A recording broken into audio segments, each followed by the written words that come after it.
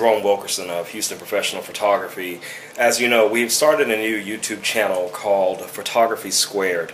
And basically what this channel is designed to do is to give us an opportunity to look at a number of different things that we find that are integrated into the photography industry, whether it be makeup, whether it be the fashions, the technology, just any number of things, the software that we use for editing, the gadgets we use, throughout our day, obviously to make our workflow go that much faster. And today's video is on a much sought after adapter for the Apple iPad, and that is the connection kit. If you know, this has been one of the hardest items to get from Apple. You can order an iPhone or an iPad, when they were available, and get it probably the next day. But I mean, the connection kits were taking up to, at one time, I think 7 to 10 weeks just to get one. Well, what I'm going to show you today is how I use these connectors along with some of my other devices. Here I have one of our cameras, which is the Nikon D300. I have the iPhone 4. I have a microphone that I sometimes use for podcasting and things like that. So that can kind of give you an overview. You can see that right there. Now, what I'm going to be showing you is how to connect to your iPad. Alright, so as you know, there's two different types of the connectors.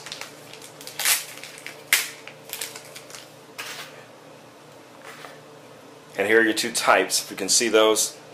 One is for the USB connector that we use to connect and sync your iPhone. The other is a SD card reader for the small compact flash cards that you use for like Sony cameras, some of the small I guess non-professional cameras, even though now some of the Nikons, the high-end bodies, come with two card readers or two camera slots built in.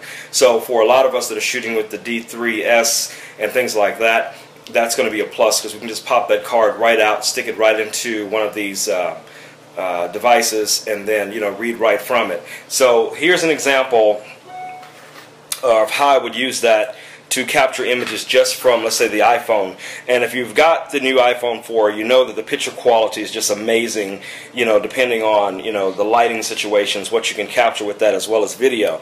And usually what you would do here is you would connect your cable, just like that. Oops. And then that would go into the side, and then you would just plug this into the side of the iPad itself. And then once you connect this in, you can easily connect it to whichever device you're using. So here we're going to have the iPhone.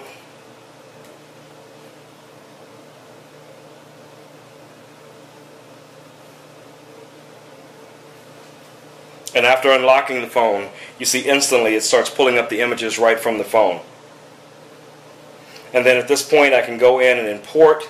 I can select ones that I want to be imported. I can import all. So if I say I'm just going to import those three, I have an option here to import all or just the ones selected. These already been cloned over to this device, so there's really no need to import them a second time. But that kind of gives you an idea, because I'd seen someone before in one of the videos said that it would not connect to the iPhone, and I think what they really were trying to say was you can't connect the connector itself directly to the iPhone, but you can still capture your video, you can still capture any images that's been recorded on this device straight over to the iPad. And if you're out doing small podcasts, or you're out working with a client, or doing something out there in the field, this becomes a very useful tool, as far as I see it. Okay, the other way that you can connect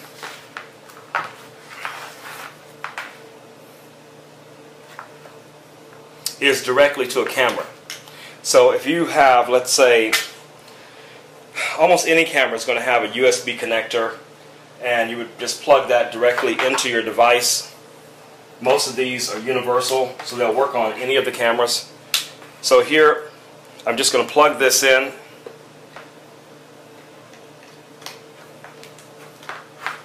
and then plug it into the camera.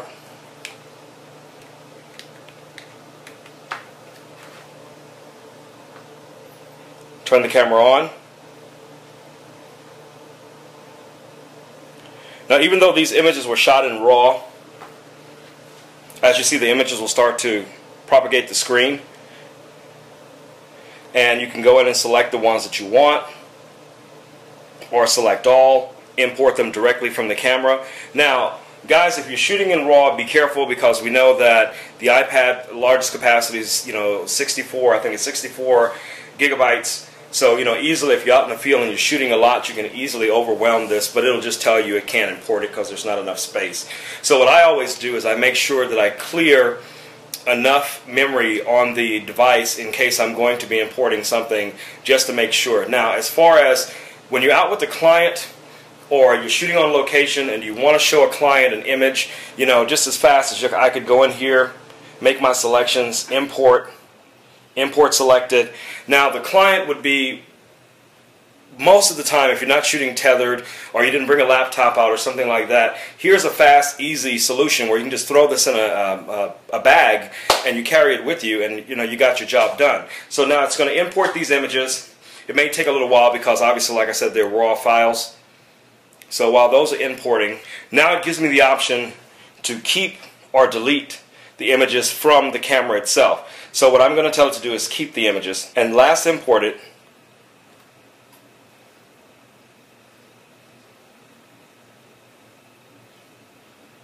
So as you see, and to be able to display that to your client on a much larger screen that's portable, they can pick up, they can hold in their hand, with a finger gesture, they can scroll through the images, you can create a slideshow, any number of different things that you can use that for. So as far as I see it, the iPad, the iPhone, these are amazing devices if you can find ways to work them into your workflow. Again, guys, this is Rome with Houston Professional Photography. I'd like to thank you for taking the time to watch this video. I hope it's been helpful. Feel free to subscribe, comment, and I'll see you in the next video.